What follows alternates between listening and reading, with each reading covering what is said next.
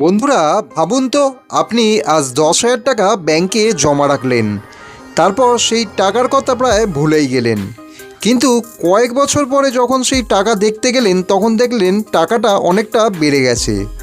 হয়তো শুনতে অবাক লাগছে। আসলে গতকাল একটি এমন সম্ভাব্য স্কিম নিয়ে আলোচনা শুরু হয়েছে যেটি নাকি ব্যাংক অফ ইন্ডিয়া এবার নিয়ে আসতে পারে বলে শোনা যাচ্ছে। বলা হচ্ছে এই স্কিমে টাকা রাখলে দীর্ঘ সময় ভালো রিটার্ন পাওয়া যেতে পারে। তরুণদের জন্য যেমন এটি উপকারী হতে পারে, তেমনি বয়স্ক মানুষরাও এতে বিশেষ সুবিধা পেতে পারেন। তবে শুরুতেই একটা গুরুত্বপূর্ণ কথা আপনাদের বলে দিই, এই মুহূর্তে ব্যাংক অফ ইন্ডিয়া এই স্কিম সম্পর্কে কোনো অফিসিয়াল ঘোষণা করেনি। তাই আজকের এই ভিডিওতে আমরা আলোচনা করব যদি এই ধরনের স্কিম ব্যাংক অফ ইন্ডিয়া আনে তাহলে কেমন হতে পারে, মানে 10,000 টাকা রাখলে কত হতে পারে, এর সুবিধা কি হতে পারে বা অসুবিধাই কি হতে পারে। তাই ভিডিওটি শেষ পর্যন্ত দেখুন।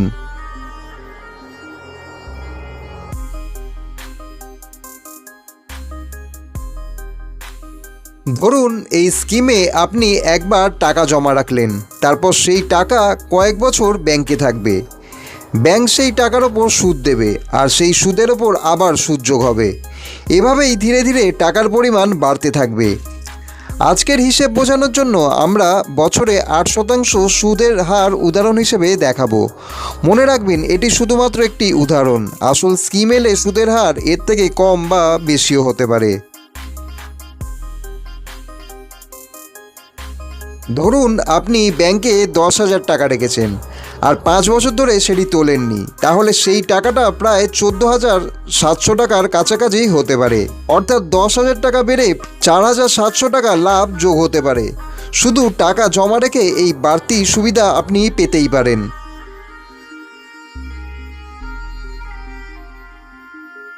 এবার যদি এই 10,000 টাকাই আপনি ব্যাংক অফ ইন্ডিয়ায় 10 বছরের জন্য রেখে দেন, তাহলে সেই টাকা 21,500 টাকার কাছাকাছি পৌঁছতে পারে। তবে একটা বিষয়ে এখানে খেয়াল রাখবেন, প্রথম 5 বছরে যতটা বেড়েছিল পরের বছরগুলোতে তার থেকেও দ্রুত বাড়তে এখানে শুরু করেছে, কারণ এবার সুদের ওপর সুদ এখানে যোগ হচ্ছে।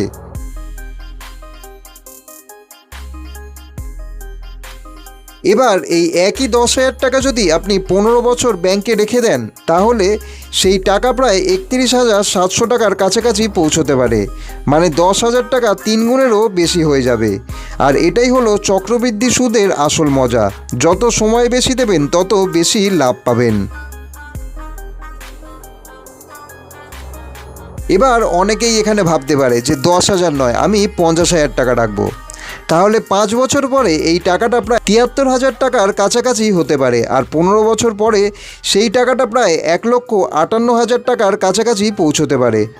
আবারও বলছি, এগুলো শুধুই একটা উদাহরণ, আসল স্কিম এলে এর হিসেব কিন্তু সম্পূর্ণ আলাদা হতে পারে।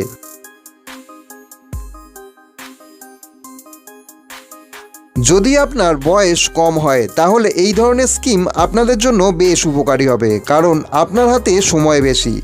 ধরুন আপনার বয়স এখন 25 বছর, তাহলে যদি আজ থেকে সঞ্চয় করা শুরু করেন তাহলে 10 বা 15 বছর পরে একটি বড় অঙ্কের টাকা এখান থেকে তৈরি হতে পারে, যা দিয়ে আপনি ভবিষ্যতে বাড়ি কিনতে পারবেন বা ব্যবসা শুরু করতে পারবেন বা অন্য যে কোনো বড় কাজেও লাগাতে পারবেন।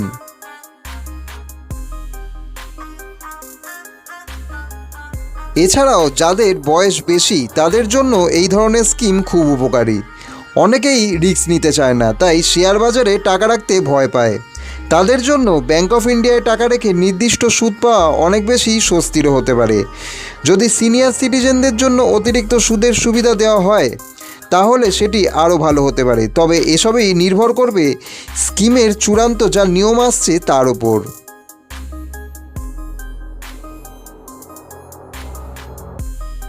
এই স্কিমে 5টি বিশেষ সুবিধা আছে। প্রথম সুবিধা হলো টাকা তুলনামূলক নিরাপদ জায়গায় রাখা যায়। দ্বিতীয় সুবিধা হলো দীর্ঘ সময়ে টাকা ধীরে ধীরে বাড়তে থাকে। তৃতীয় সুবিধা হলো ছোট অঙ্ক দিয়েও শুরু করা সম্ভব হতে পারে। চতুর্থ সুবিধা হলো ভবিষ্যতের জন্য সঞ্চয়ের অভ্যাস তৈরি হয়। আর শেষ সুবিধা হলো ঝুঁকি কম থাকায় অনেক মানুষের কাছে এটি সহজ বিকল্পও হতে পারে।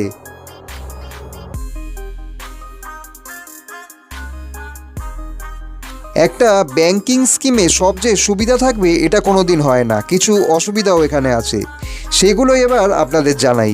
প্রথমত, টাকা দীর্ঘ সময়ের জন্য এখানে আটকে থাকতে পারে। দ্বিতীয়ত, মাঝপথে টাকা তুলতে গেলে আপনাকে জরিমানাও দিতে হতে পারে। তৃতীয়ত, অন্য কোনো জায়গায় বেশি লাভের সুযোগ থাকলেও সেই সুযোগ এই টাকা আটকে থাকার জন্য মিসও করতে পারেন। চতুর্থত, মুদ্রাস্ফীতি বেড়ে গেলে প্রকৃত লাভ এবার আপনার কমে যেতে পারে। আর সবচেয়ে গুরুত্বপূর্ণ বিষয় হলো, এই স্কিম এখনও অফিসিয়ালি ঘোষণা হয়নি, তাই কোনো রকম সোশ্যাল মিডিয়ার পোস্ট বা গুজব দেখে ইনভেস্টমেন্টের কোনো সিদ্ধান্ত আপনারা নেবেন না।